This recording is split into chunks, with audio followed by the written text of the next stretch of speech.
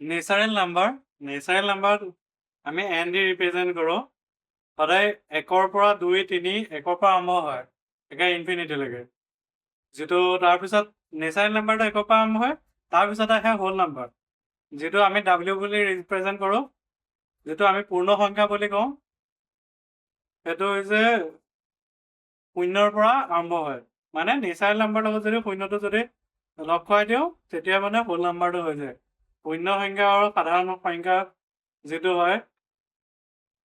ইন্টিজাৰ্ছটো হৈছে যেতিয়া যিটো নেচাৰেল নাম্বাৰ ন তাৰ যেতিয়া মাইনাছখিনি আমি হোল নাম্বাৰ লগত লগাই দিওঁ তেতিয়া আমি কি হয় গোটেই ইন্টিজাৰ্ছখিনি পাওঁ ইন্টিজাৰ্ছ অখণ্ড সংখ্যা বুলি যিটো কওঁ আমি সেইটোৱে তাত অন্য ডিফাৰেঞ্চ নাই সেইটোৱে negative of natural number plus whole number সেইখিনিকে মানে মাইনাছৰ পৰা 0টোৰ পৰা একে প্লাছলৈকে সংখ্যাখিনি তাৰপিছত ইভেন নাম্বাৰ কোনখিনি যিখিনি 2য়ে হৰণ যায় সেইখিনিয়ে ইভেন নাম্বাৰ বুলি কয় কিন্তু সেইকেইটা গোটেই পৰা নেচাৰেল নাম্বাৰ হ'ব লাগিব 2 4 6 7 2 4 6 8 হ'ব 7টো নহ'ব 7টো হৰণ সংখ্যা হৈ যাব হৰণ মানে কি হয় দুইটো 2য়ে হৰণ নাযায়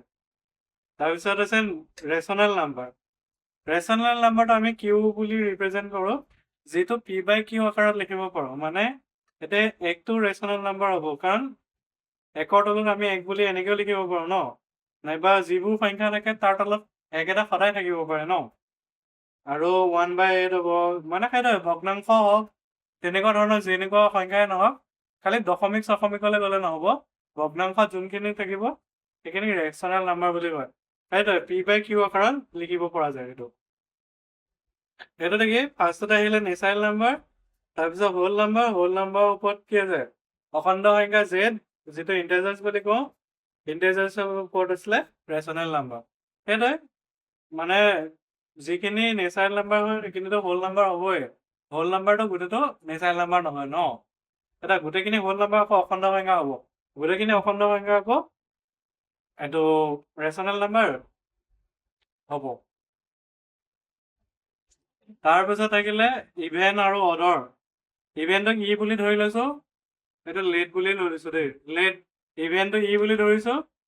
আৰু অডটো গ বুলি ধৰিছো যদি ইভেন প্লাছ ইভেন যদি নাম্বাৰ যোগ কৰোঁ তেতিয়া ইভেন নাম্বাৰে হ'ব অড নাম্বাৰ প্লাছ যদি অড নাম্বাৰ যোগ কৰোঁ সদায় অড নাম্বাৰ হ'ব যদি even number odd number plus odd number কৰিলে ইভেন নাম্বাৰ হ'ব গম সেইটোৱে ডিফাৰেঞ্চটো মই এইটো লিখা ভুল হৈ গৈছিলে যেতিয়া অড নাম্বাৰ দুটা যোগ হ'ব তেতিয়া সদায় ইভেন নাম্বাৰ হ'ব ইভেন নাম্বাৰ লগত অড নাম্বাৰ যোগ কৰিলেহে অড নাম্বাৰ হয় আৰু অড নাম্বাৰৰ লগত যদি ইভেন নাম্বাৰ যোগ কৰে তেতিয়া অড নাম্বাৰ হয় যদি ইভেনৰ পৰা ইভেন যদি মাইনাছ কৰোঁ সদায় ইভেন নাম্বাৰ হ'ব অডৰ পৰা যদি অড মাইনাছ কৰোঁ সদায় ইভেন হ'ব সেইটোৱে যদি প্লাছতো ইভেন হ'ব মাইনাছতো ইভেনেই হ'ব গম পালা তাৰপিছত ইভেনৰ পৰা অড মাইনাছ কৰিলে সদায় অডৰ পৰা ইভেন মাইনাছ কৰিলেও অডেই হৈ থাকিব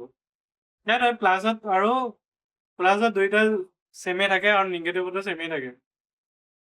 আকৌ ইভেনৰ লগত যদি ইভেন পূৰণ কৰোঁ সদায় ইভেন নম্বৰ হ'ব অডৰ লগত যদি অড পূৰণ কৰোঁ সদায় অড নাম্বাৰ হ'ব কিন্তু ইভেনৰ লগত যদি অড পূৰণ কৰোঁ তেতিয়া আকৌ ইভেন নাম্বাৰ হ'ব এইকেইটা সদায় মনত ৰাখিবা তেতিয়া মানে কি হয় এটলিষ্ট কিছুমান মানে শ্বৰ্ট ফৰ্মত কৰিবলৈ কিছুমান বস্তু ভাল হয় পজিটিভ হ'ব নে নিগেটিভ হ'ব মানে সেইদৰে অড হ'ব নে ইভেন হ'ব সেইখিনি চাবৰ কাৰণে হয়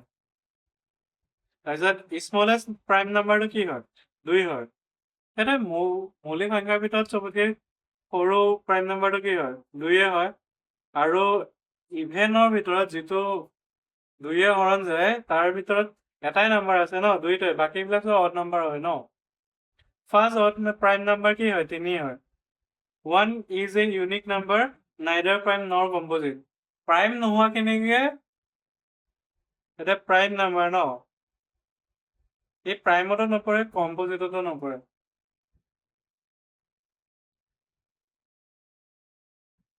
composite other than the prime number is composite number সেইটোৱে প্ৰাইম নাম্বাৰটোতো নপৰিলে কাৰণ প্ৰাইম নাম্বাৰ আৰম্ভ হয় 2 পৰা ন আৰু যোনখিনি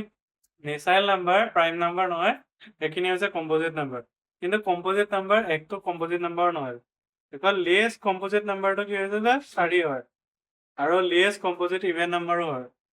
আৰু লিয়েষ্ট অড কম্পজিট নাম্বাৰটো হৈছে 9 হয় মানে সেইটোৱে মৌলিক সংখ্যা বাহিৰে যিখিনি সংখ্যা আছে সেইখিনি কম্পজিট নাম্বাৰ বুলি কোৱা হয় সেইটোৱে এইখিনিয়ে আছিলে ইয়াত বাকী প্ৰাইম নাম্বাৰটো চালোৱে বাকী এইখিনি নাম্বাৰ চিষ্টেমখিনি হয় বাকী ইয়াৰ ওপৰত থকা ফৰ্মুলাবিলাক চাম লাহেকৈ